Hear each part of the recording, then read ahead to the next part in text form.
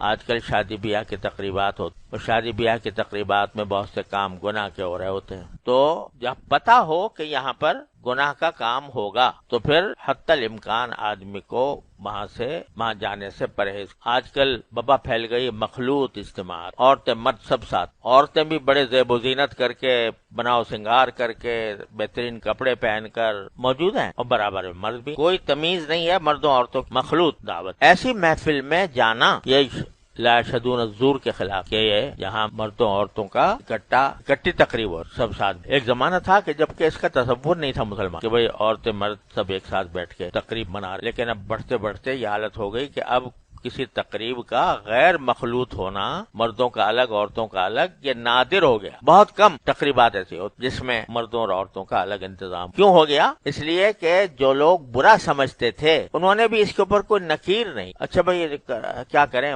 وہ اگر نہیں جائیں گے ناراض ہو جائیں گے، اس واسطے ہمارے رشتہ داروں میں شادیاں ہو رہی ہیں اور مخلوط ہو رہی ہیں، تو کسی نے اسٹینڈ نہیں لیا، کسی نے یہ نہیں کہا کہ بھئی اگر تم یہ کرو گے میں نہیں آؤں گا۔ اگر یہ کہہ دیتے تو اس کی روک تھام ہو سکتی۔ فرض کرو ایک آدمی کی بہن کا نکاح ہو رہا ہے اور بھائی یہ کہہ دے کہ بھئی میں نہیں شریک ہوں گا اگر تم یہ مخلوط استعمال کرو گے، تو وہ اسٹینڈ لے سکتا ہے، تبدیلی کرا، مگر وہ بس سوچتا ہے یار کیا کریں، زمانہ ہی ایسا ہو گیا، اب تو حالات ہی ایسے ہیں، لہذا اگر ہم کریں گے تو یہ ناگوار ہوگا، ان کو برا لگے گا، یہ ناراض ہوں گے، تو ان کی ناراضی کی تو اتنی فکر، اور اللہ میاں کی ناراضی، تو یہ چونکہ اللہ میاں کی ناراضی کے بجائے مخلوق کی ناراضی کی فکر زیادہ ہو گئی، لہذا بڑھتا چلا گیا۔ جن گھرانوں میں تصور نہیں تھا کہ مخلوط استعمال، وہاں پر بھی ہو رہا ہے۔ اب اگر کوئی کہے کہ جی میں تو نہیں شریک ہوتا، کہ جی آپ کے لیے الگ انتظام کر دیں گے، آپ کے لیے ایک الگ انتظام کر کے وہاں پر ہم آپ کو الگ کھانا کھلا دیں گے۔ ارے بھائی میں اچھوت بن کر کیوں کھانا کھاؤں الگ ہو کے؟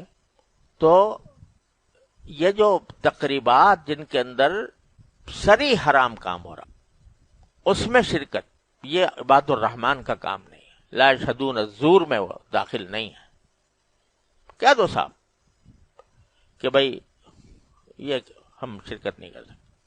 ہاں کوئی بہت عزیز قریب ہے، دوست احباب ہے، اول تو روکنے کی کوشش کریں، حتی الامکان اپنا اثر و رسوخ استعمال کریں، لیکن اگر نہیں ہے تو بجائے اس مجلس میں شریک ہونے کے کچھ پہلے چلے جاؤ، بعد میں چلے جاؤ۔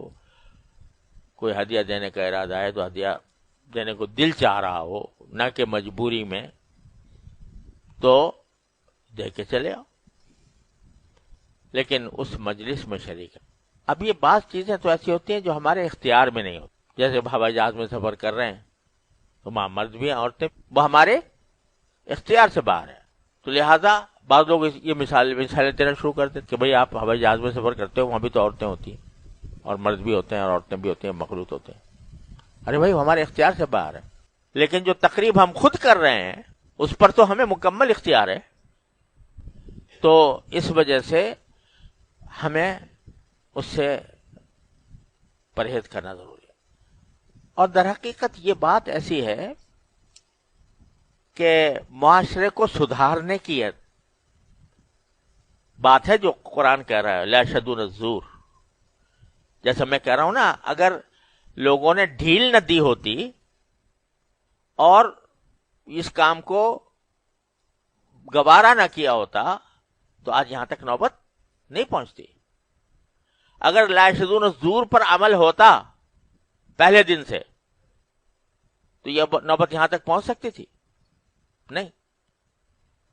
تو یہ در حقیقت معاشرے کے سدھار کا ایک طریقہ ہے جو قرآن کریم نے بیان فرمایا کہ ایسی جگہ پر حاضر نہ ہو، مت جاؤ۔ اگر اس پر کاربند ہو جائے تو رفتہ رفتہ معاشرے کے اندر سدھار پیدا ہو سکتا ہے، اب بھی ہو سکتا ہے۔